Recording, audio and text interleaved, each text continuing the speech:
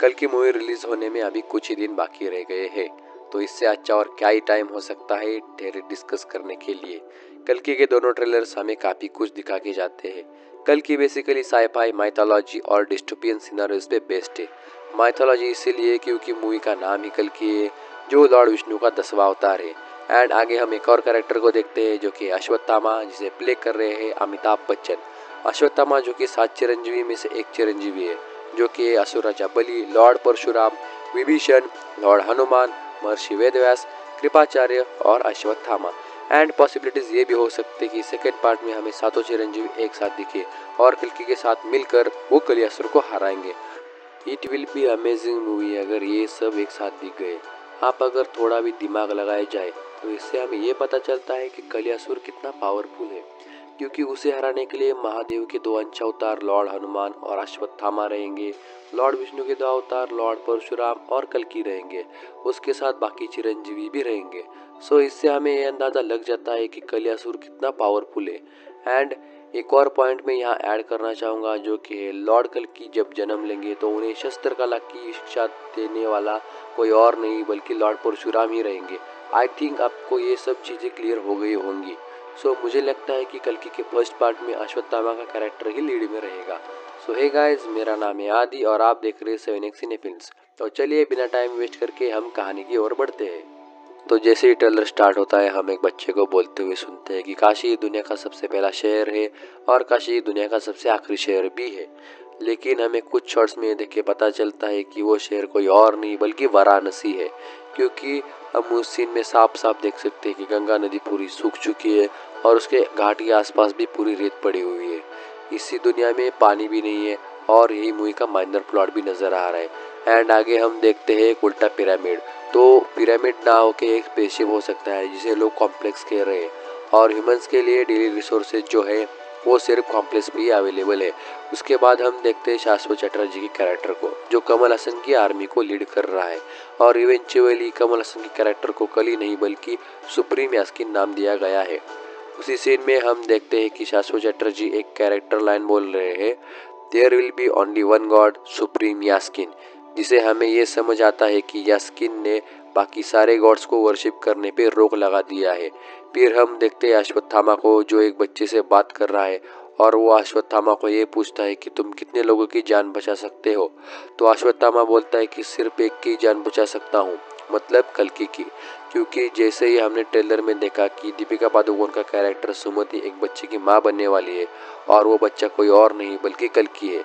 लेकिन उसके बाद हम एक औसम सा सीन देखते हैं जहां हम लॉर्ड श्री राम का धनुष देख सकते हैं, या फिर वो कोई और धनुष भी हो सकता है, जैसे कि अर्जुन का गांडीव धनुष या फिर अंगराज कर्ण का विजय धनुष एंड लास्ट वाला महादेव का पीनक धनुष, जिसे लॉर्ड श्री राम ने माता सीता के स्वयंवर में तोड़ दिया था।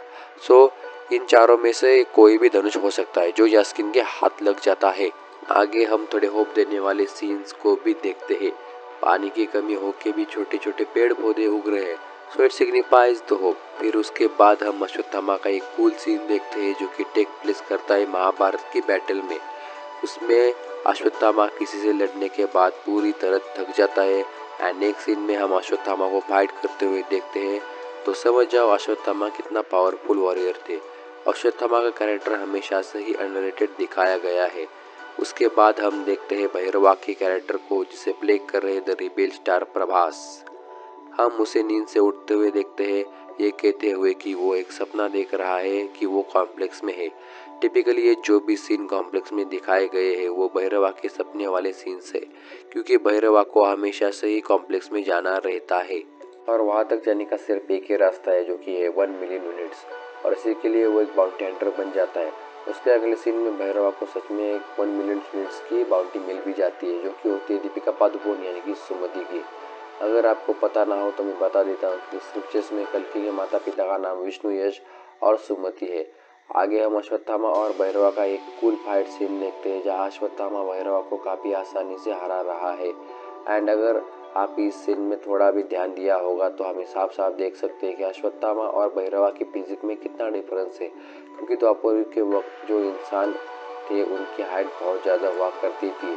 उसके बाद हम एक अलग ही जगह को एक्सप्लोर करते हैं जो कि 4 माउंटेन्स के बीच में बसी है। आई थिंक ये जगह कोई और नहीं बल्कि शंबाला है, जहाँ कल्कि का जन्म होगा। और ये हमारे गॉड्स को भी वर्शिप करते हैं, क्योंकि यास्किन इनके बारे में नहीं जानता। उसके अगले सीन में यास्किन की आर्मी वहाँ पहाड़ तोड़ने को ट्राई कर रही है, जिसे एक फोर्स फील्ड प्रोटेक्ट कर रही है। और इन लोगों के पास नैनोटेक वेपन्स और शील्ड्स भी है। एंड अगर आपको ये सब चीज़ें जानी पहचानी लग रही है, तो मैं आपको याद दिला देता हूँ कि ये सब टेक्नोलॉजी और हिडन सिटी हमने ब्लैक पैंथर मूवी में देखी थी। उसके बाद हम देखते हैं कमल हसन को। Amazing, what a badass look of Kamal Haasan, he really gives the goosebumps. तो यही अपना फर्स्ट ट्रेलर खत्म हो जाता है।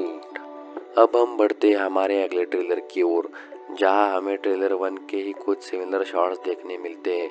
अमिताभ बच्चन सुमति को शंबाला लेके आते हैं, और जैसे वहाँ सुमति आती है तो बारिश होना शुरू हो जाता है।